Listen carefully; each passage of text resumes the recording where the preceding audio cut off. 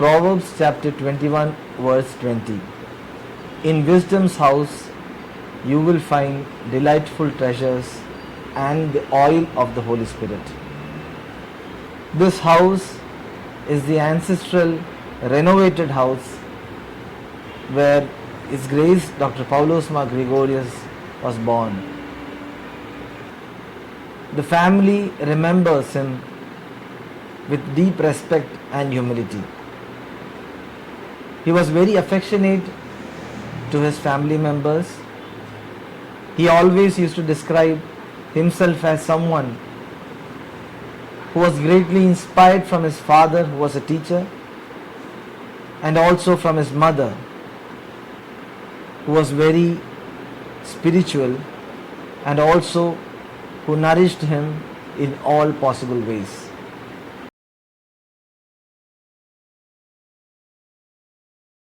തിരുമേനി എന്ന് പറയുന്നത് എൻ്റെ ഫാദറിൻ്റെ നേരെ മൂത്ത ജ്യേഷ്ഠനാണ്. അവർ 5 പേരാണ്. അവർ 5 ആണുങ്ങളാണ്, പെണ്ണുങ്ങളില്ല, 5 ആണുങ്ങളാണ്. ഏറ്റവും മൂത്തയാൾ കുന്നംകുളത്തായിരുന്നു.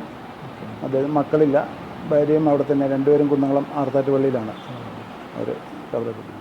പിന്നെ രണ്ടാമത്തെ ആൾ ചെറിയ എന്ന് പറഞ്ഞ ആൾ, അദ്ദേഹം നേരത്തെ തന്നെ മരിച്ചുപോയി. 3-ാമത്തെ ആളാണ് തിരുമേനി. 4-ാമത്തത് എൻ്റെ ഫാദർ. 5-ാമത്തെ ആളാണ് എബ്രഹാം എന്ന് പറഞ്ഞ ആൾ, കാനഡയിലുണ്ടായിരുന്നു. 5 പേരാണ് ഞങ്ങൾ. അപ്പച്ചന് ഞങ്ങൾ 4 പേരാണ്. അതിൽ ഏറ്റവും ഇളയാളാണ് ഞാൻ. 2 ആണും 2 പെണ്ണുമാണ്. ഇളയാളാണ് ഞാൻ.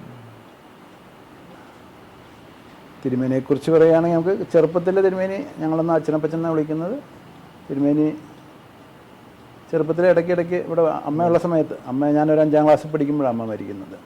ആ സമയം വരെ തിരുമേനി എപ്പോഴും ഇവിടെയൊക്കെ വരുമായിരുന്നു. തിരുമേനിക്ക് അതിനുശേഷം 1975 തന്നെയാണെന്ന് തോന്നുന്നു തിരുമേനി ബിഷപ്പ് ആകുന്നത്.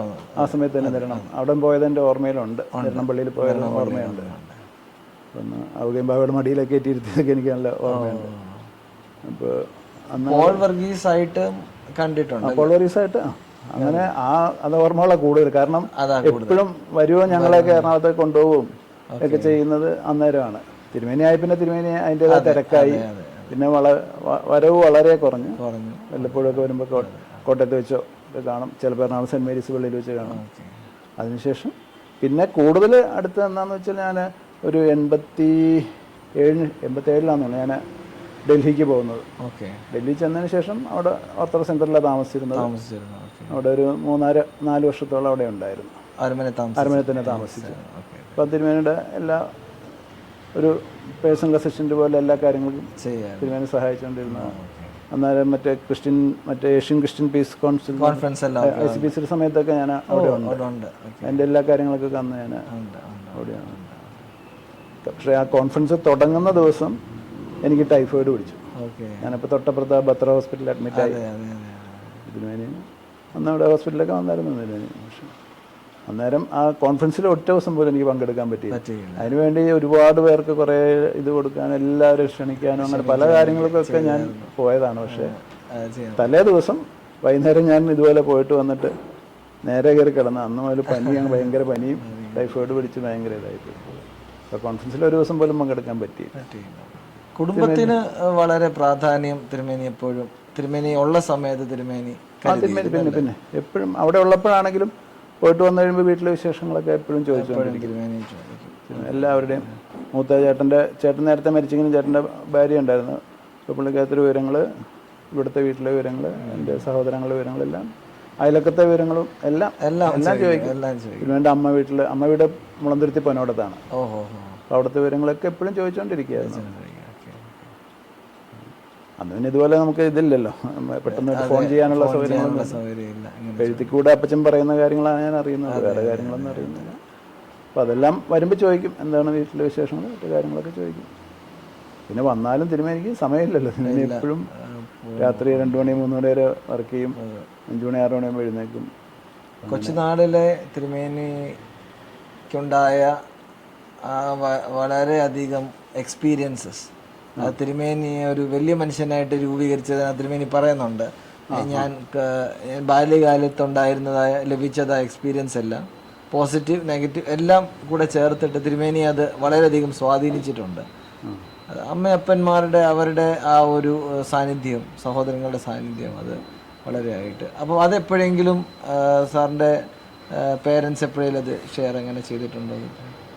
അപ്പച്ചനിങ്ങനെ പഴയ കഥകളൊക്കെ ഇങ്ങനെ പറയാറിങ്ങനെ ഇതിൽ കളിച്ച് നടന്നതിൻ്റെ തൊട്ടപ്പുറത്ത് അന്ന് ആ പറമ്പൊക്കെ വെറുതെ കാട് പിടിച്ച് കിടക്കുന്ന കാലമായിരുന്നു. അപ്പോൾ അവിടെയൊക്കെ ഓടി കണക്കും ഇവിടുത്തെ കാനയിൽ പോയി അവിടെ നിന്ന് മീൻ പിടിക്കും, തവള ഇതൊക്കെ ചെയ്യുന്ന കാര്യം കഥകൾ, പറമ്പിൽ പോയി കളിക്കുന്ന കഥകളൊക്കെ ഇങ്ങനെ എപ്പോഴും പറയാറുണ്ട് തിരുമേനി. പക്ഷേ തിരുമേനി എപ്പോഴും അതിനേക്ക് കൂടുതൽ പോകാതെ എപ്പോഴും ഒരു വായനയും അങ്ങനെയൊക്കെ ഒരു ഇതിലായിരുന്നു എപ്പോഴും. പക്ഷെ എന്നാലും ബാക്കി കാര്യങ്ങൾക്കൊക്കെ ഇവരുടെ കൂടെ കൂടുകയും ചെയ്യും. അപ്പച്ചനും അപ്പച്ചൻ്റെ അനിയനുമാണ് ഏറ്റവും കൂടുതൽ കളിക്കാനൊക്കെ പോകുന്നത്. തിരുമേനി കൂടെ കൂടുമെങ്കിലും വായനശീലം നല്ലതായിട്ട്, വായനശീലം കൊച്ചുനാൾ മുതൽ ഒരു ചെറിയ പേപ്പർ കിട്ടിയാലും മുഴുവൻ വായിക്കുന്നവർ അന്ന് മുതലേ വായനശീലം ഉണ്ടെന്നാണ്.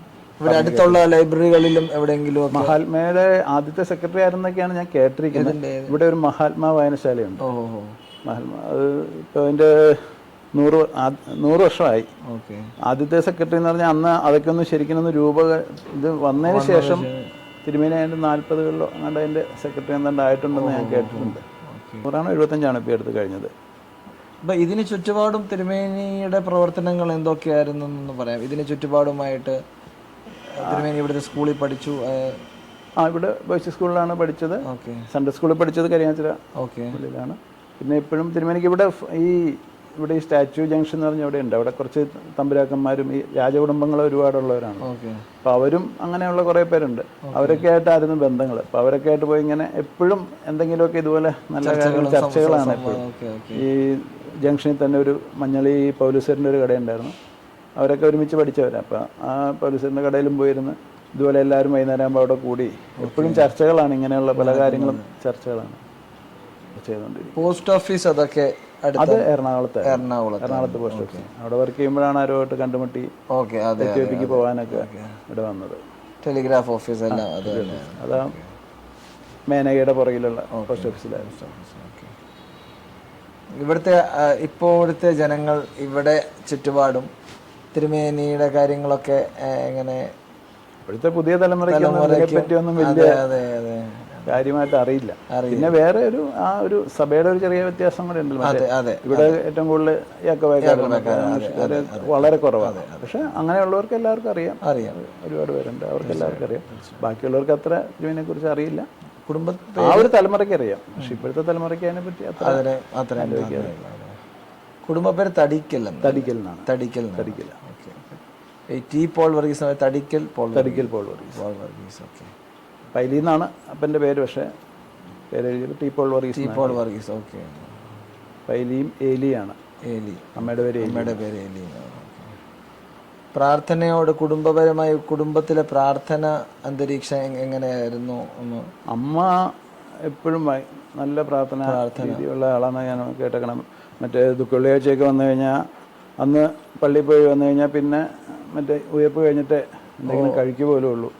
പായ വിളിച്ച് കിടക്കും, അങ്ങനെയൊക്കെ നിലത്തെ കിടക്കുകയുള്ളൂ, അങ്ങനെയൊക്കെ പറഞ്ഞ് കേട്ടിട്ടുണ്ട്. അതുപോലെ അമ്മ എല്ലാ കാര്യങ്ങളും നോയമ്പൊക്കെ കൃത്യമായിട്ട് നോക്കും. എല്ലാം നമ്മൾ പണ്ട് പറഞ്ഞിട്ടില്ല, 50 നോയമ്പ് തുടങ്ങുമ്പോഴേക്കും എല്ലാം വീടൊക്കെ വൃത്തിയാക്കി പാത്രമൊക്കെ ഇതാക്കി 50 നോയമ്പും വളരെ ഇതായിട്ട്. അതുപോലെ എല്ലാ നോയമ്പുകളൊക്കെ നോക്കുമായിരുന്നു കേട്ടോ. അമ്മയ്ക്ക് നല്ല പ്രാർത്ഥനയൊക്കെ ഉണ്ടായിരുന്നു. അതൊക്കെ തിരുമേനിയുടെ ജീവിതത്തിൽ സ്വാധീനിച്ചിട്ടുണ്ട്. അതിപ്പോൾ എല്ലാവരും മറ്റേ അപ്പച്ചനാണെങ്കിലും അപ്പച്ചൻ്റെ അനിയനാണെങ്കിലും ഒക്കെ പ്രാർത്ഥനയുടെ കാര്യത്തിലൊക്കെ അവർ എപ്പോഴും ഇവിടെ എത്ര വന്നാലും വൈകുന്നേരം നമ്മൾ പ്രാർത്ഥിക്കാതെ സമ്മതിക്കില്ല. ഭക്ഷണം കഴിക്കുന്നതിന് നമ്മൾ പ്രാർത്ഥിക്കാണ്ട് സന്ധ്യാനമസ്കാരം കഴിയാതെ ഇവിടെ നമ്മൾ ഭക്ഷണം കഴിക്കാറ്. അന്ന് പോലെ അത് ഇപ്പോഴും നമുക്ക് ആ ഒരു ശീലമായിട്ടുണ്ട്. അത് അമ്മയുടെ അതിൽ നിന്ന് കിട്ടിയതായിരിക്കും. അമ്മ അന്ന് പോലെ ശീലിപ്പിച്ചതാണ്. അപ്പച്ചനാണെങ്കിൽ നേവിയിലായിരുന്നു. നേവിയിലും ഇവരെയൊക്കെ പഠിപ്പിക്കുന്ന ഇതിൽ അപ്പച്ചൻ കുറേ നാൾ വർക്ക് ചെയ്തിട്ടുണ്ട്. അവരുടെ പുതിയ ആൾക്കാർ വരുമ്പോൾ കാര്യങ്ങൾ പഠിപ്പിക്കുന്നതൊക്കെ.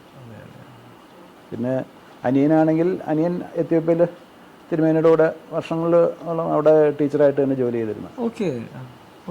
അനിയൻ്റെ ഭാര്യ അതെ, അവരെല്ലാവരും എത്യോപ്യയിലുണ്ടായിരുന്നു. ടീച്ചേഴ്സായിരുന്നു. മരിച്ചു.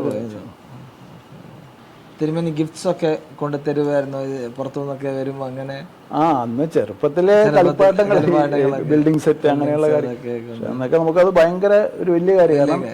ഇന്നൊക്കെ എല്ലാ പിള്ളേർക്കും ഈ സാധനങ്ങളും ഉണ്ട്.